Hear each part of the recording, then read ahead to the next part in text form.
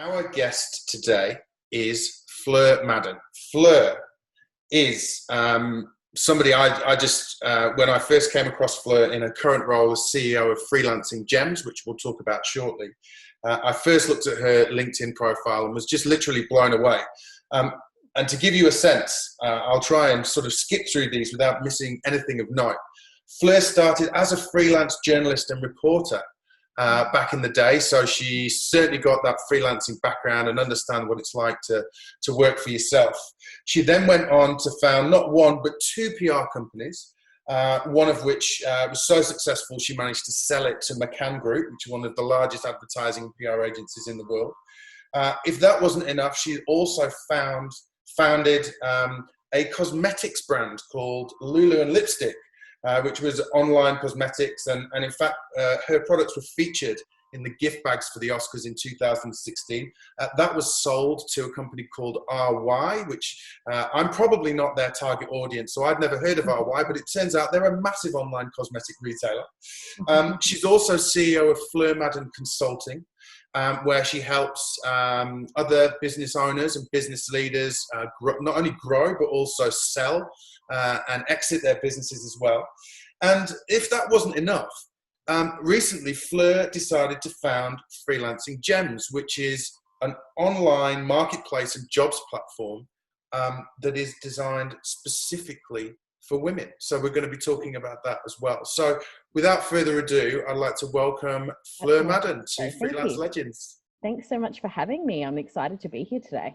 Awesome. Well, what we're talking about today, Fleur, is what we've billed as the science of starting again. Okay, and I think that one of the things that I thought was really, it was a really good time to discuss that, is the variety that you've had in your career, the way that you've been able to try and be successful at a number of different things, products and services, and you've built great teams and great businesses. And I think that in itself is exciting. But I also think that given, now that we're sort of hopefully tentatively, certainly in Victoria, taking those first steps out of lockdown, that people, our freelancers, our community, they're all having to find out ways to start again as well. So I thought the whole thing about starting again was good. So perhaps I'm sort of keen to understand a little bit about the early Fleur Madden. You went into being a freelance journalist, which is a difficult thing to do at the best of times, and just talk us through what that start gave you and how you then what was the reason behind the transition to PR and agency land? Well, look, it was 20 years ago. So, I graduated from the University of Queensland with a Bachelor of Journalism and specifically broadcast journalism. And the year before I graduated, I had already been offered a broadcast position reading the news for Rockhampton. And I didn't want to go regional. And I thought, if I was offered that job, then surely I'd be offered a great job when I actually graduated. But when I graduated, it was a bad time for journalism. I'm not sure it's ever quite improved.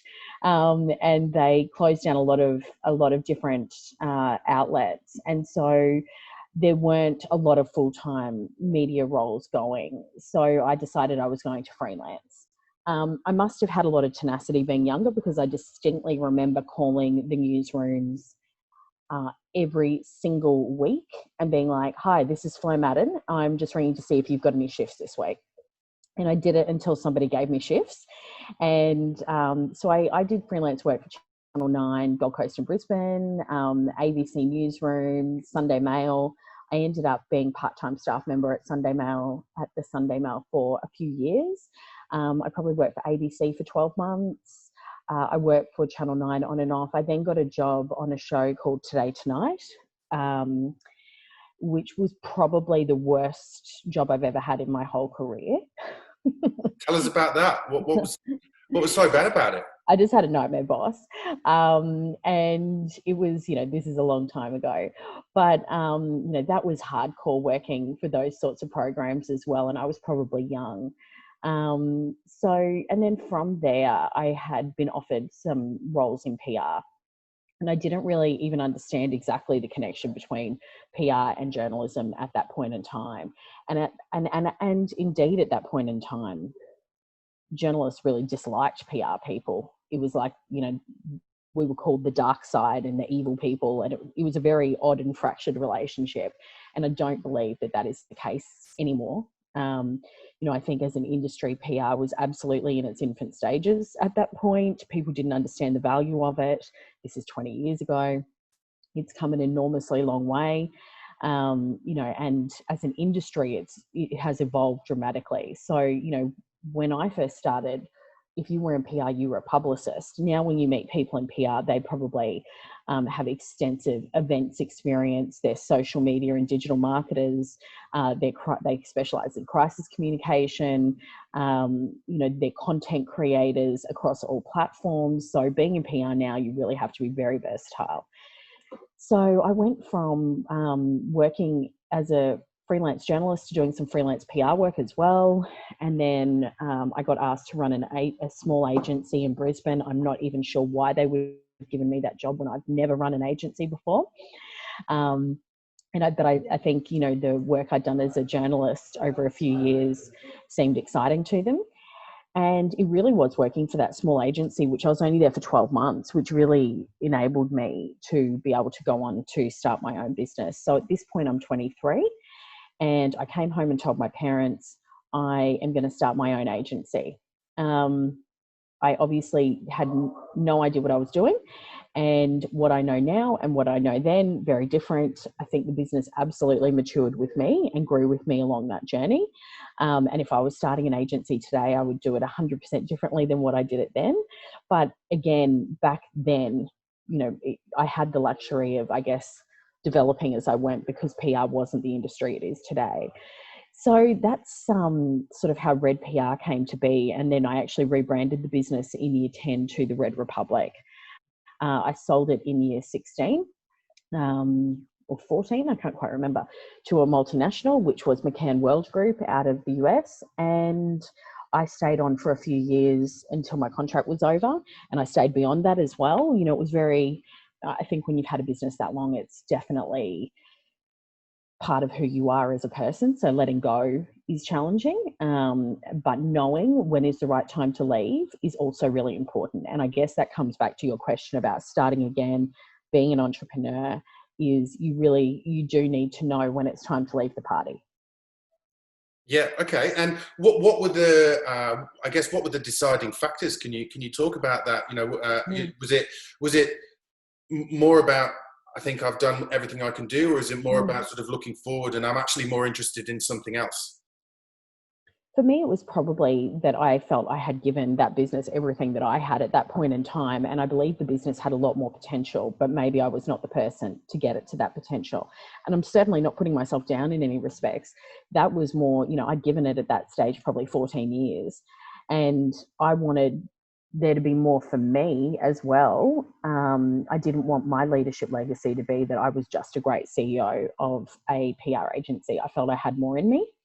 When I sold the Red Republic, or when I exited the Red Republic, we had offices in Brisbane, Sydney, the Gold Coast, and Los Angeles. We were doing the best dollars we'd ever done. The team was in a really great place. I felt good about leaving them, that they would be able to continue on and to continue to kick some big goals. And I think that's important too, that the business is in a really good place.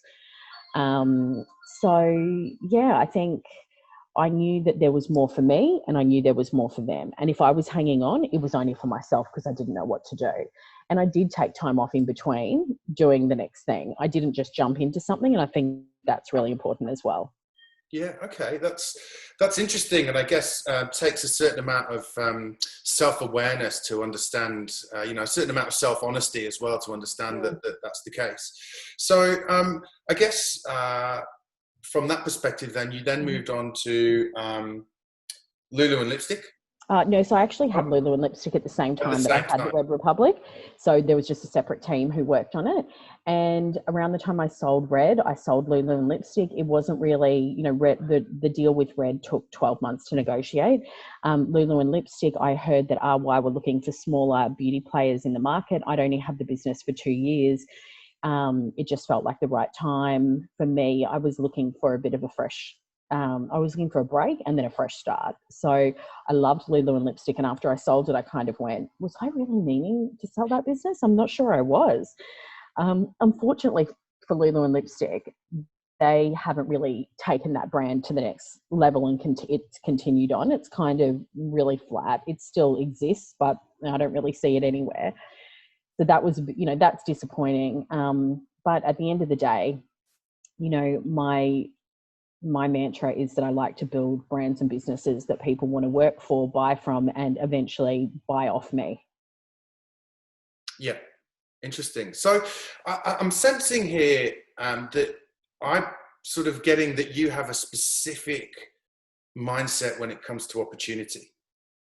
How do you think about and quantify opportunities for yourself in terms of that mindset? Because you seem to certainly be like really positive and about grasping things at that right moment as well. So I'm just interested to find out a bit more about that. I think it's really important, any business you're in, whether it's your business or just in terms of your career, that you know what your hot buttons are, and you know what could the next step look like. I think in the past I went with opportunities that were sitting right in front of me, and it was things I was passionate about. Whereas when I was looking at starting Freelancing Gems, there was a lot more strategy that went behind, because of where I'm at in my business journey as well, that there was a lot more strategy behind, is this a business, is there demand, is this a business that people will want to engage with, and what is the exit on it as well. I think something I've learned through my career is know who is going to purchase your business from you and what that exit will look like.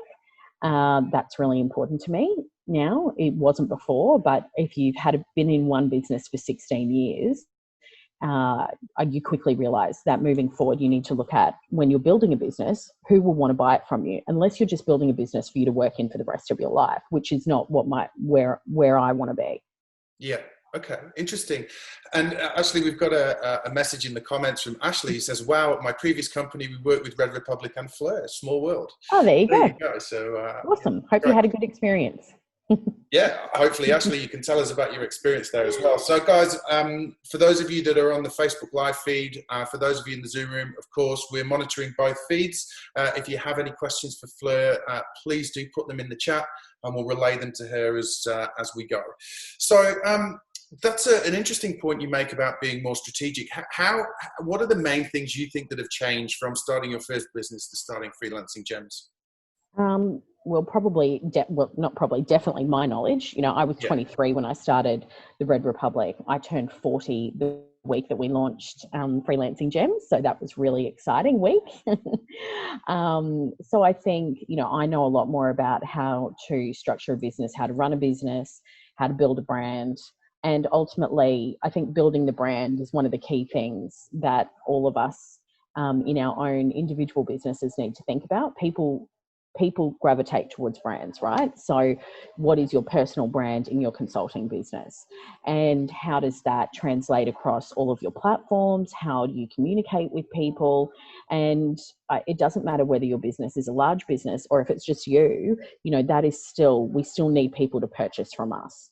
And so I think building that brand, and even if it's just you today, what could it look like in 5 years' time? And working towards that constantly as well is really important.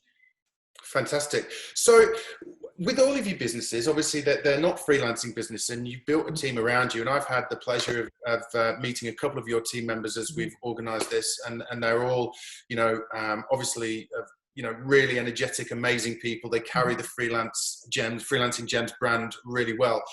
Talk to us a little bit about how you've gone about building your teams, how you found the right people, and I guess as well, how you've understood what are the things I should be doing and what are the things I should find somebody else to do. So I think when you're building any business, again, it probably comes back to your brand. Do people want to work for your brand? So the people that are in my business at the moment, I have 2 business partners, Kirsty and Amanda, and we also have April, who is our member manager. So there's only 4 of us at the moment. That is a much smaller team than I'm used to working with. So I've had to get back on the tools a lot more than I'm used to.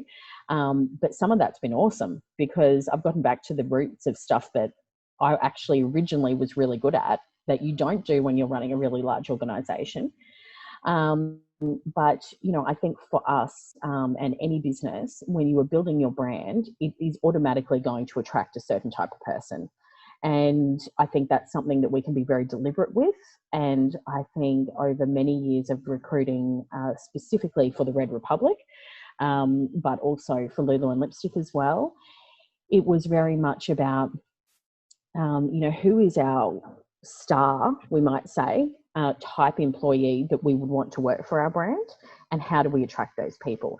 And generally, I don't wait until we have a role going. We are always looking for people that could work for our business and identifying them, so that when you do have a role come up, you can say, hey, we met last year for a coffee.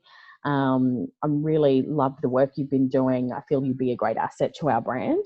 Instead, a lot of people recruit urgently when they need a role filled, and then we don't take the time to actually recruit people that will enhance our business. So, I think how we recruit in our businesses is super important, but it's also, we need to look at how we're attracting those people. And even in small business, you can still attract amazing talent. If you're doing great work, and if your brand is really strong, then people will still want to work for you. You've spoken a bit about strong brand. What does strong brand mean? How can you quantify that? To me, that was one of the first things that we worked on at Freelancing Gems too, because I guess with my background, I lead from a brand perspective. How does your brand speak to its audience? What are the key messages for your brand? How does that roll out across all platforms? So social media, your website, if you're giving people a brochure or a magazine, if you're doing webinars or podcasts, like what are you prepared to talk about from your brand's perspective, and what are you not prepared to talk about? I think ultimately it is the way you communicate across everything. And I think that is so important, because we all know brands that we think are amazing. And then, there's Me Too brands, and there's brands that we think, oh God, you did that poorly. So I think having a strong brand is something that we can all do. You don't have to have lots of money to be able to do it either. It's about consistency. So if we're running social media pages, we at Freelancing Gems, we post most days because we know our audience is online. We know they want to speak to us and hear from us, and we want to hear from them, and we want to hear what they're talking about too. So it's about that consistency that enables you to get in front of people. It feels to me like there's a lot of, obviously I'm only really familiar with Freelancing Gems, which we'll talk about in a minute, but it feels to me like there's a lot of you in that brand. Although there's a business there, it feels like I can instantly connect that back to you, I think. How much of yourself do you put in it? Yeah, it's interesting because, obviously you would have said that there was a lot of me in the Red Republic as well. And I had to try and at a certain point in the business separate. So the Red Republic was no longer just about me. We had people that had been working there for 10 years. It was about a group of people, but it probably came back to who I recruited, because everybody there had some certain characteristics that were the Red Republic. And I think moving forward at Freelancing Gems, as our team grows, we will have people that have something about them that speaks to the Freelancing Gems brand. I definitely do not recruit people that are just like me, because I don't think that I know everything. And I think that, that's a mistake people make too, is constantly just recruiting the same type of person. If we're looking at a pie chart of all the different personalities, we do need different types of personalities and skills within our businesses to be able to perform at a certain level. And when you just have the same people doing the same things, with the same skill set and the same personality, then, you've probably got a bit of a problem in your business. So I think there is definitely a part of me that's in Freelancing Gems, because it is about powerful women in business, and it's about women who want to level up. And I think that isn't just me though. That is probably about 100% of the female population. So, we all want to level up. We all want to evolve.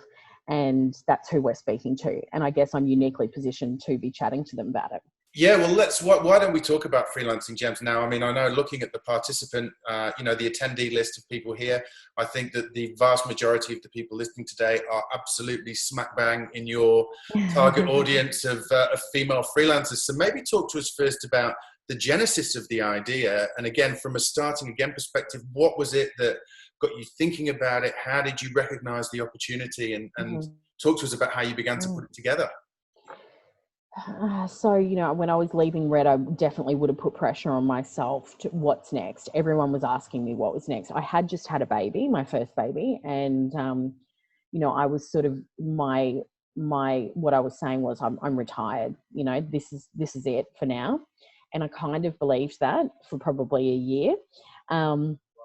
I was definitely looking at different business opportunities of brands that I loved internationally. And one of them was a women's only co-working space. So I knew that I was going to do something in the female space. It's an area I'm very passionate about. I believe in my career so far that in a lot of the businesses I've been involved with have had high female employees rate, and creating opportunities for other women and myself is something that I'm passionate about, and seeing people take it to the next stage and keep leveling up. So I knew I would do something in that space. I just didn't know what it would look like. So I was looking at the co-working space opportunity. I thought that was brilliant, loved it. I actually went to New York and LA to have a look at a few different ones that were over there to see how they were doing it. I really, really loved the concept. But when I was looking at the dollars during financial forecast when I came home, ultimately you will be hindered by how many people you can have bums on seats, right? Because once you've got those bums on seats, there's nowhere to grow. So then it was about expansion across Australia again. And I guess I've spent, probably 17 years flying between offices, and I did know that I didn't want to do as much travel now that I had a baby. So I kind of parked that idea. I was doing a lot of consulting to other agencies and businesses through Fleur Madden Consulting, and people kept asking me for talent. And do you have a HR person? Do you have a great administrator? Do you know a great graphic designer? Sometimes I did, sometimes I didn't. I'd end up being online looking for them as well. I'm trolling through LinkedIn, but obviously, LinkedIn is an amazing platform, but they're not just for freelancers, and people don't update it telling you what their availability is, etc. And I was like, there has to be a platform on here for female freelancers. Like, why can't I find one? And I was almost in disbelief that I couldn't find it. I could find it in the US and I could find it in the UK, different sorts of models, but I couldn't find it here. And of course, there are other freelancer websites where you can book freelancers. But when I was looking at it too, I'm like, this is interesting. Very male in their brand perception, very male orientated or very niche in certain markets. So I started working on the concept in November of last year.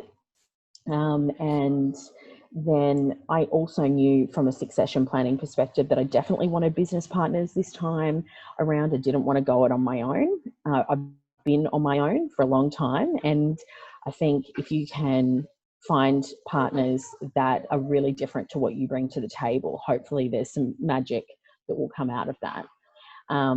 And Kirsty, who is our tech guru here, we've actually known each other. Well, I've known Kirsty her whole life. I'm older than her. Our mothers were friends, but we didn't have a lot to do with each other, sort of, I guess, in adult years. But we had run into each other recently, and we were definitely talking about doing more in the female space. Kirsty, and that we knew there was more there. And then Amanda, I have known for probably 15 years. Amanda's worked in women's magazines, and obviously I had been in PR, so our paths had crossed a lot in our careers.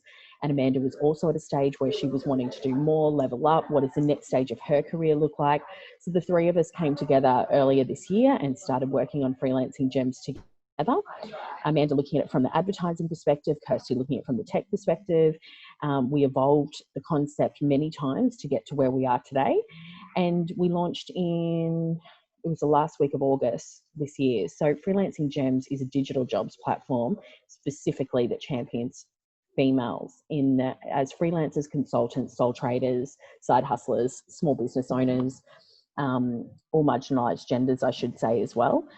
So we do believe that women, need a little bit more assistance in starting their own businesses because we don't have as many female business owners as what we do male.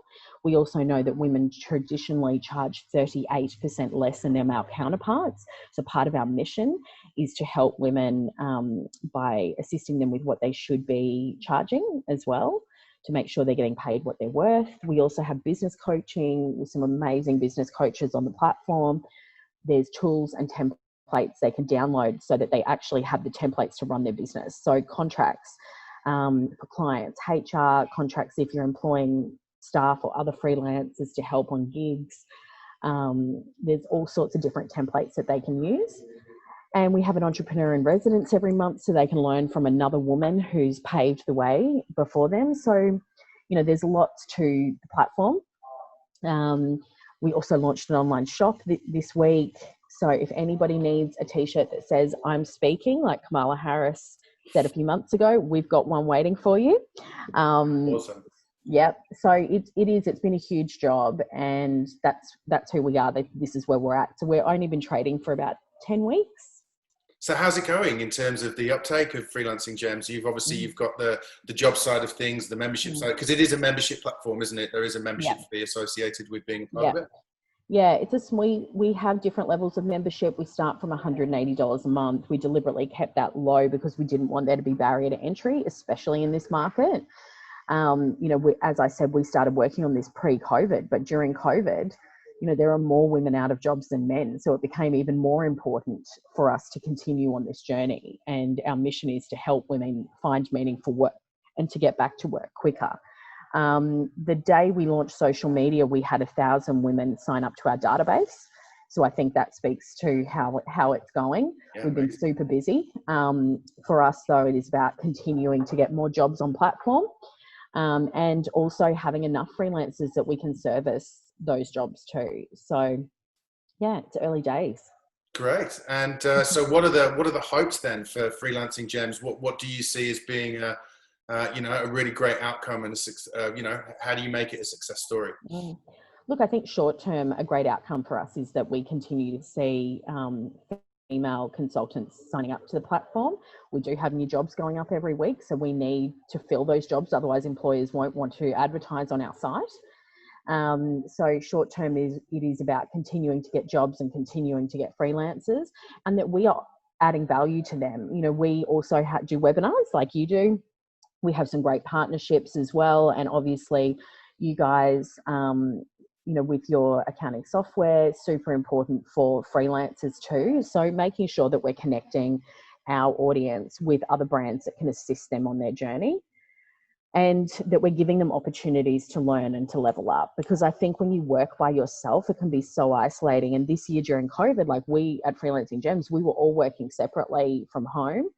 And my personality doesn't tend to do well in that environment. I'm better with a group around me. So I was finding that hard, and you second guess yourself. And, I think that already for a lot of people, if this is their first time consulting, freelancing, whatever you want to call it, it can feel really overwhelming. And I think, our job is to try and take some of that overwhelming part of it away and to make them feel supported. Awesome. And guys, again, on the Facebook feed or in the Zoom room, if you do have any questions for Fleur, please do put them in the chat. I'm keen to explore a little bit more in a second about how you're helping with helping people to understand what they can charge. The question on my lips is are you going to stay exclusively for females? If I'm a male freelancer and I love the idea of this, can I join as well? You absolutely can join. Okay, we love men. Okay, I want to make that really clear. I'm married, I have a beautiful little boy, and I have another little boy on the way. So we absolutely love men, and you are most welcome to join. I guess for us, it is really about the fact that there isn't a platform that speaks specifically to women and gives them what they need. So we're not taking anything away from men. They can certainly be involved in our platform. We're just focused on what women require. Yeah. Awesome. That's great. And there's a comment on the Facebook live feed from Nelson, who's one of our regular watchers. And he says, first of all, OMG, you inspire me, Fleur. Do you provide any coaching or mentoring to freelancers that are looking to move on from the structure and establishing a business that could employ more people in the future? Yeah, sure. Look, I do We are looking at me doing some coaching on the platform in the new year. At the moment, we have 6 other coaches. A lot of them have had tremendous business experience with selling international companies, getting products onto Amazon and into retail outlets around the world. So they are really amazing. So I would say check out our coaches on our business coaching page, but also we will be offering a small amount of coaching sessions. I think it'll end up being January, February, to our members from me. So if you would like to become a member, we can talk about that in the new year. And so where would somebody go? Give us a plug for the website address, Fleur. Okay. Sorry. It's just freelancinggems.com.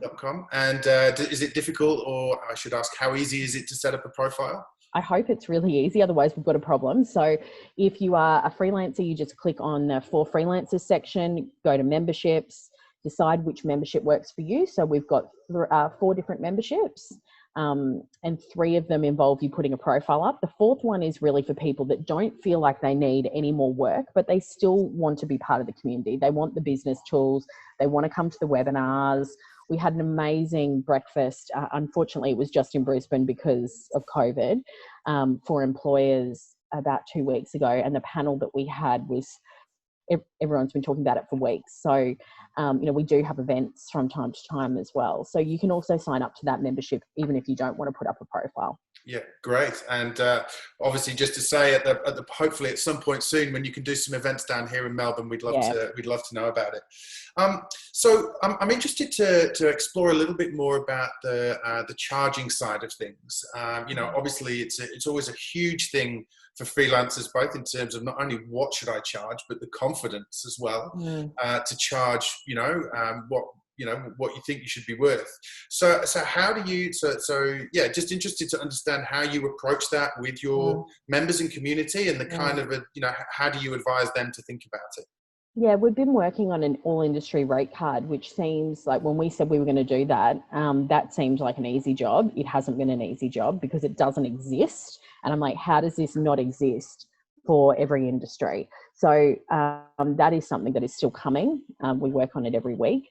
The way that the simplest way that I could say that you could figure out your rate is to figure out at the top end, what would your salary be, add on tax and super to that, and also account for your holidays, and then divide that down into like a daily rate.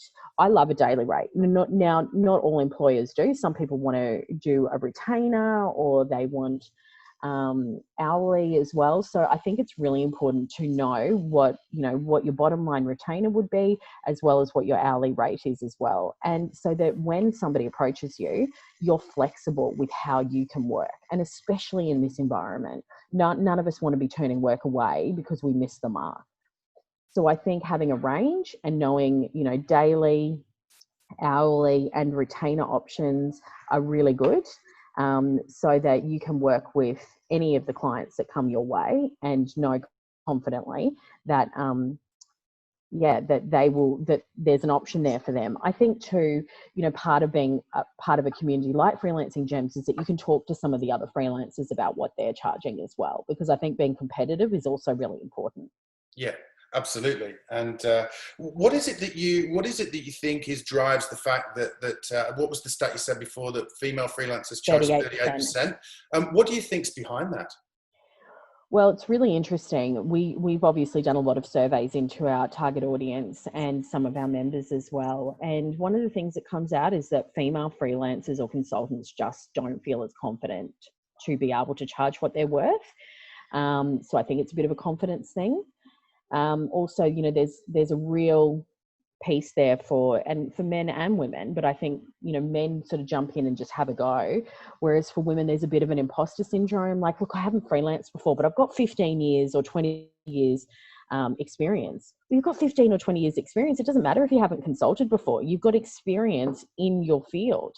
And I think, whether you're male or female, we've got to start to back ourselves and realize the value that we bring to the table. And I think when you're building your business, regardless of its size, really taking time to outline, what do I bring to the table? What is the value I bring? Why would you want to work with me as opposed to working with someone else?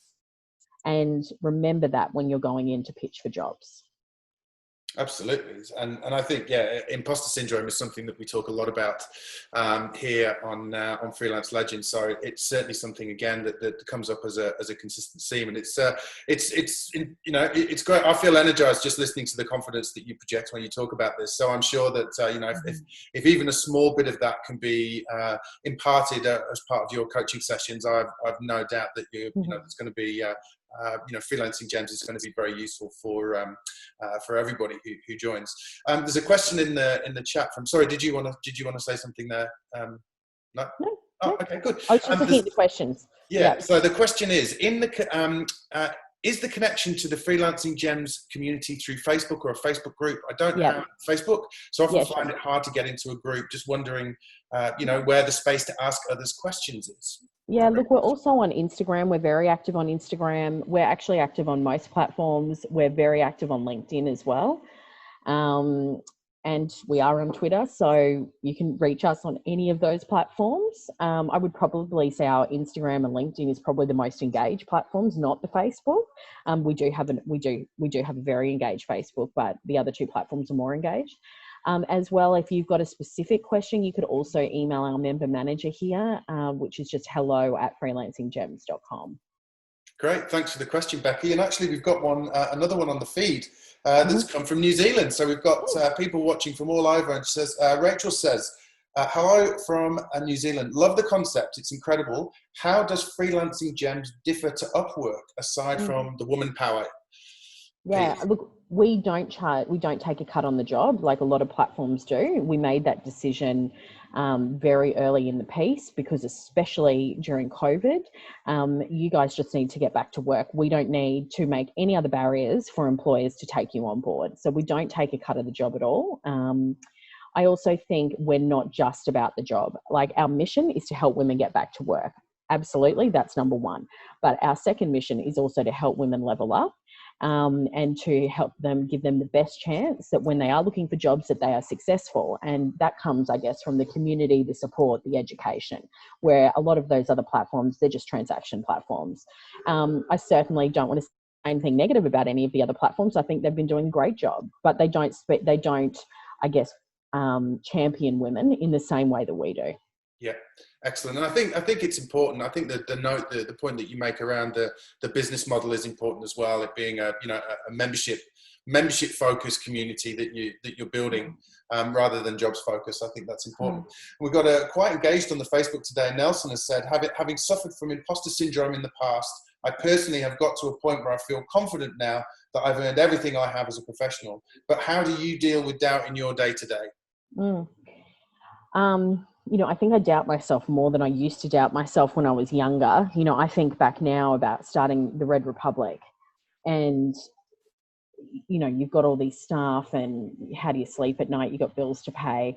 And it was definitely, a stressful time in my life as well, having that many staff. But I think I've always been good at backing myself. In any new business, it's going to go through your mind. Do people actually want this? Like, we did a lot of research into the target market prior to starting this business. So we could see that there was demand for our business, which obviously fills me with confidence. But at the same time, you wouldn't be human if you didn't have thoughts where you're like, do people actually want this? We put a lot of money into it, and how's it going to go? I have those exact same moments that everybody has. But I probably, I'm probably better with masking them over the years. And also, I think I've got a great sounding board in my husband, and he's very supportive. And whenever I say things like that, he's just sort of like, you're being ridiculous. It's a great concept. It's been well received. Move on. Oh, okay. And then I move on. So I think having somebody you can speak to is also really important. And also, once you have that moment, put it behind you, move forward. Yeah. Okay. And I think that, I mean, again, it's sort of comforting, I think, to hear somebody as outwardly as confident as you are talking, I guess quite openly about the fact that imposter syndrome and doubts is just a natural part of the day to day, and it's natural to feel like that. but having the right community and that right support network around you is equally as important to. Well, I think it's, you know, like if you were being a consultant is basically like going for a new job all the time. And we all know how stressful it is to go into job interviews, but we're putting ourselves in that position every time we speak to a new client or customer. So of course there's going to be some anxiety around that. But I think too, if you can perfect your pitch and perfect, and also get over any objections that you know that they might have before you walk into that room, and be the most prepared you can be, then you can eliminate some of those barriers for yourself. I think there's a whole nother webinar on objection handling. Maybe we can look at doing that. Yeah, for sure. Well, look, I think the questions that you've answered have been great. I think we're sort of coming up to the end of the webinar.